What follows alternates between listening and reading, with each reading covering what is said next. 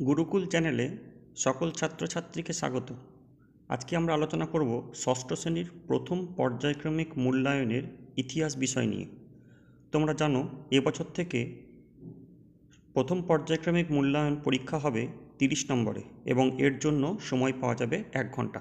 তোমাদের প্রথম পর্যায়ক্রমিক মূল্যায়নে যে দুটি অধ্যায় থেকে প্রশ্ন আসবে সেগুলি হলো ভারতীয় উপমহাদেশে আদিম মানুষ, দ্বিতীয় অধ্যায় ভারতীয় উপমহাদেশে প্রাচীন ইতিহাসের ধারা।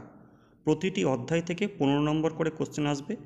কোশ্চেন হতে পারে এমসিকিউ, এসএকিউ, 3 নম্বরের কোশ্চেন এবং 5 নম্বরের কোশ্চেন। তাহলে আজকের আলোচনায় যাওয়ার পূর্বে তোমাদের কাছে আমার রিকোয়েস্ট, যারা প্রথমবার আমার চ্যানেল ভিজিট করছো তারা চ্যানেলটিকে সাবস্ক্রাইব করে দেবে এবং একটা লাইক ও শেয়ার করে দেবে, যাতে তোমাদের বন্ধুরাও এই ভিডিও দেখার সুযোগ পায়। তাহলে চলো শুরু করা যাক। প্রথম পর্যায়ক্রমিক মূল্যায়ন ষষ্ঠ শ্রেণীর ইতিহাস বিষয় নিয়ে। তোমরা জানো এবছর ইতিহাস পরীক্ষা হবে 30 নম্বরে এবং তার জন্য সময় থাকবে 1 ঘন্টা। প্রথম প্রশ্ন, পৃথিবীর স্থলভাগ ছিল ঘন জঙ্গলে ঢাকা হাজার হাজার বছর আগে, লক্ষ লক্ষ বছর আগে, 10,000 বছর আগে। 2 নম্বর প্রশ্ন, হরপ্পা সভ্যতার সবচেয়ে বড় কেন্দ্র ছিল হরপ্পা, কালীবঙ্গান, লোথাল। 3 নম্বর প্রশ্ন, মাঝের পাথরের যুগে হাতিয়ার পাওয়া গেছে কর্ণাটকের হুঁসগিতে, মধ্যপ্রদেশের ভীমবেটকায়, মধ্যপ্রদেশের আদমগড়ে। 4 নম্বর প্রশ্ন, আদিম মানুষ প্রথম খেত রান্না করা খাবার, ঝলসানো মাংস, কাঁচা মাংস ও ফলমূল। 5 নম্বর প্রশ্ন, ইতিহাসে বেশি থাকে বাঘসিংহের কথা, আগুনের কথা, মানুষের কথা। 6 নম্বর প্রশ্ন, হরপ্পা সভ্যতার রাস্তার পরিকল্পনা ছিল গোলাকার, চৌকো আকার, আঁকাবাঁকা। নেক্সট, কস্তম্ভের সঙ্গে খস্তম্ভের ম্যাচিং। কস্তম্ভের অপশানগুলি হলো পুরনো পাথরের যুগ, টুকরো টুকরো উপাদান জুড়ে ছবি এবং 3 নম্বর অপশান হলো কুষাণ। খস্তম্ভের অপশানগুলো হলো জিগ স পাজল, বি হচ্ছে কনিষ্ক এবং সি হচ্ছে খ্রিস্টপূর্ব 20 লক্ষ বছর থেকে খ্রিস্টপূর্ব 10,000 বছর।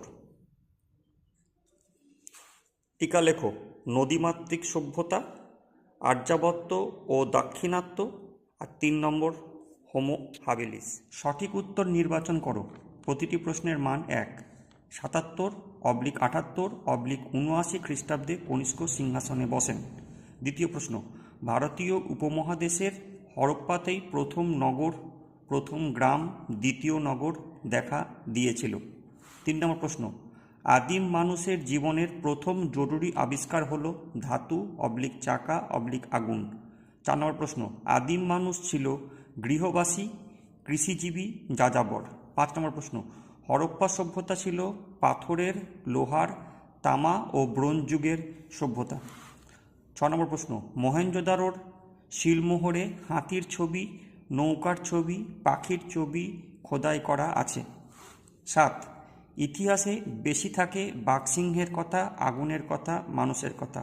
হাজার হাজার বছরকে একসঙ্গে বলে শতাব্দ, সহস্রাব্দ, শতক। 9, হাদার অবস্থিত ইথিওপিয়ায়, মিশরে, কর্ণাটকে।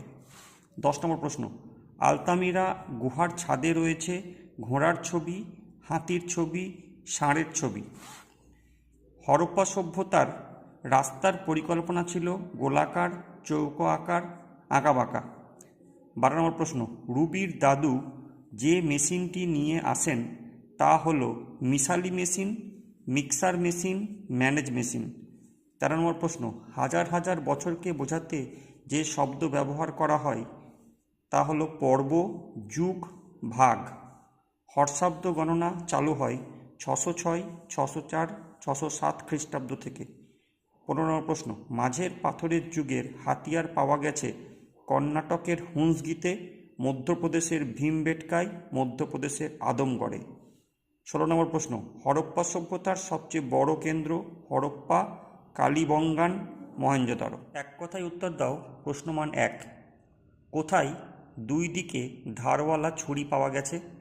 আদিম মানুষের প্রথম হাতিয়ার কী ছিল?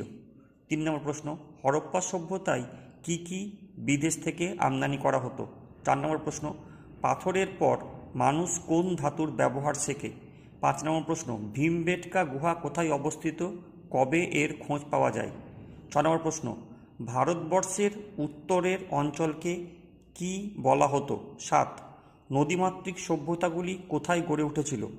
8.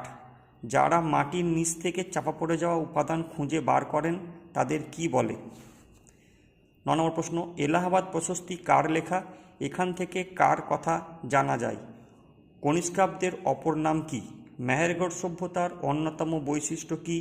লোথাল শব্দের অর্থ কি? মহেঞ্জোদারো সভ্যতা কে কবে আবিষ্কার করেন? মেহেরগড় সভ্যতা কে কবে আবিষ্কার করেন? হরপ্পাবাসীরা কোন প্রাণীর ব্যবহার জানত না? 16 নম্বর প্রশ্ন, হরপ্পা সভ্যতার কোথায় ধানের চিহ্ন পাওয়া গেছে? 17 নম্বর প্রশ্ন, হরপ্পা সভ্যতার কটা সিলমোহর কোথায় পাওয়া গেছে? 18 নম্বর প্রশ্ন, হরপ্পা সভ্যতার পতনের একটি কারণ লেখো। হর্ষচরিত কার লেখা? 20 নম্বর প্রশ্ন, হরপ্পা সভ্যতার দুটি প্রধান কেন্দ্রের নাম লেখো। 21 নম্বর প্রশ্ন, এলাহাবাদ প্রশস্তি থেকে কার কথা জানা যায়? 22 নম্বর প্রশ্ন, প্রশস্তি কথার অর্থ কী?